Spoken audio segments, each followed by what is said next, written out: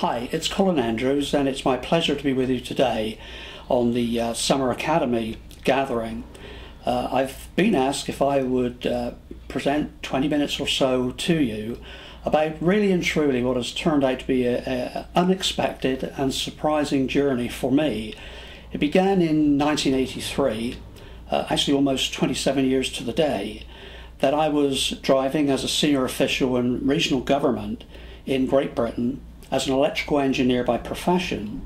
It was a normal day, and I was on my way to a meeting, and I just made a casual glance to my left from high ground in my vehicle. I was driving alone, and I saw in a field, a wheat field, 5 circles. These were circles forming a cross, a large circle in the center in the wheat, and 5 circles, smaller circles, around that larger central feature, forming a cross north, south, west, east in positioning. And in that half second, now I realise, but at the time it was a matter of what's that? That was the beginning of 27 years which changed everything from my profession to my country to my friends and colleagues and my way of life. And maybe I should now place that as my part of this experience aside and share with you what I've learned.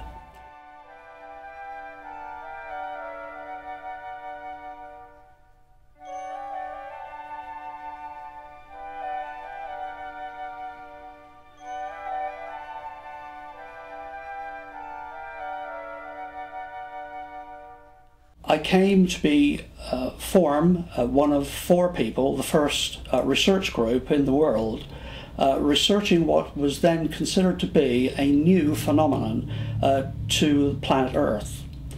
And I applied as an engineer and scientist myself, and then with others coming in on the sides, the rigors of science to try and resolve how those circles arrived in that field. By asking questions of the farmers locally and to the authorities, the Ministry of Defence, and I was very privileged position in regional government to have access to these people, it became clear that this was not the only set of circles to appear on planet Earth. They were geographically distributed around Stonehenge in particular in central southern England, but as time went on, as we I ate in with others to the 27 years between then and now, I saw and experienced that simple circles were rapidly evolving into complex geometries. And so, looking through the whole spectrum of science and applying research to this, we looked at plant analysis to see if the plants were different. We looked at the magnetic field of the Earth to see if there were clues there. We looked at meteorology, geology. We looked at astrology and even astronomy. And there was little that frankly has now been left out of the equation of trying to understand what is happening here. The location of these crop circles are geographically now throughout the planet, around the planet. Most of the in-depth research has been conducted in central southern England because that's where I and my colleagues were living at that time, and that's where we focused our efforts.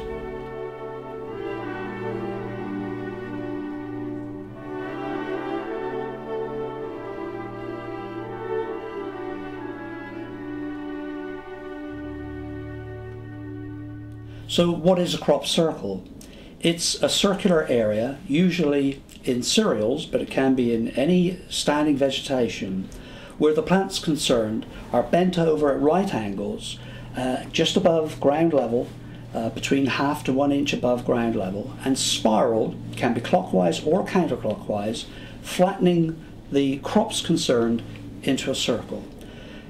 Often, although not always, these geometries are perfect, in other words, perfectly circular or ovoid, There can be eccentricity involved, but they are in vegetation from grass, cereals, as I said, usually, and one or two reports in even in trees. We have them in rice paddy fields in Japan, in tobacco plants, in oilseed rape, canola.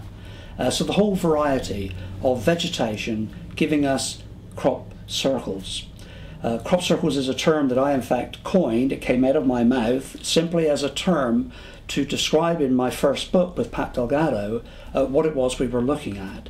But indeed it doesn't really do credit now to the subject, because they are much more than crop circles. They are patterns, geometries, agroglyphs, designs.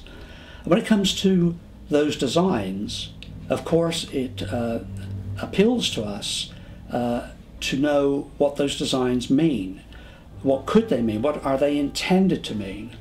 This is where, of course, we then break away into, well, is it people making them and they intend you to think this, or is it another hand that is constructing a geometry which is intended to take you to a place with information being conveyed? Well, the theories, that is to who or what or how the geometries are placed into the fields, include earth energies. These are theories that have not just come from myself, but other people that are looking at this, scientists, engineers, and laymen, looking at asking those questions. How did they get there? What do they mean? Earth energies is certainly, as comes up quite regularly, UFOs, the perfectly circular forms with the perfect spirals, and some eyewitness accounts in various parts of the world where UFOs are seen. But there are differences between the ground effect from where we have witnessed UFO leaving ground level to what is typically called a crop circle. We're often looking at burning and certainly radiation with regard to the UFO activity. So these so far have been really fairly effectively eliminated. Then you look at weather. Could these be caused by a change in weather, a change in climate change, in global warming?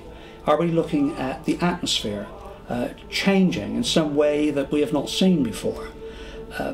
We have not really come to any confident assessment as to whether that really truly is a serious contender.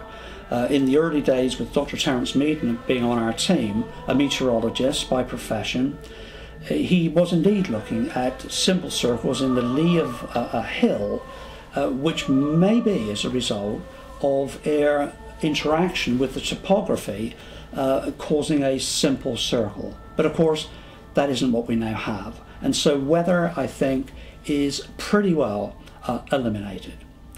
And then we have the hand of people. Well, we now know that a large number of crop circles are made by people. This is where it now becomes very complex, because we now know people making crop circles, leaving others that defy our imagination still. In those made by people, you have damage, you have ground impact, pressure of the feet, pressure of the weight of the person, damage to those plants. You have the application of design with markers that people need to make in the construction of the geometry. And then you have the plants themselves, which either do or do not lend themselves to a human hand. Making a crop circle in a rice paddy field is much more difficult than making it in a wheat field, because people sink in a paddy field, and we get them in paddy fields. And so we have this human hand over here versus those that have no tracks, no pressure, no visible and obvious evidence of the marker positionings that need to be placed into the field for a person to make the design.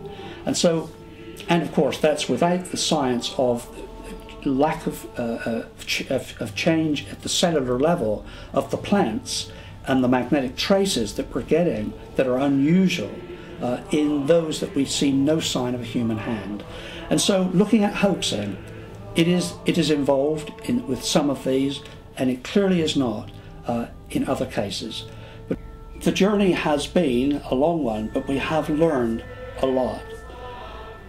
What I hold my hand up and accept guilt, being the guilty partner, was not in spending enough time soon enough to look at the possibility that we were being deceived, and meaning being deceived by people making crop circles. What has happened is fascinating beyond belief. We have now two courts to look at here, two segments of inquiry, two sections. On the left, we have at least 20% of the world's total crop circles being discovered we cannot account for. That is, we cannot account for the hand that placed them there, the mind that placed them there, or the mechanism that placed them there. We have, on the other hand, in this other group, a large-scale hoaxing problem. People, for various reasons, are making crop circles. Some for the experience, they call themselves experiential artists. They will make a construct and then monitor the reactions of the people to them. You have those that are simply trying to deceive us, to cause a problem, to throw a stone in amongst the order that we're trying to get out of this. There are various reasons, so there are two camps.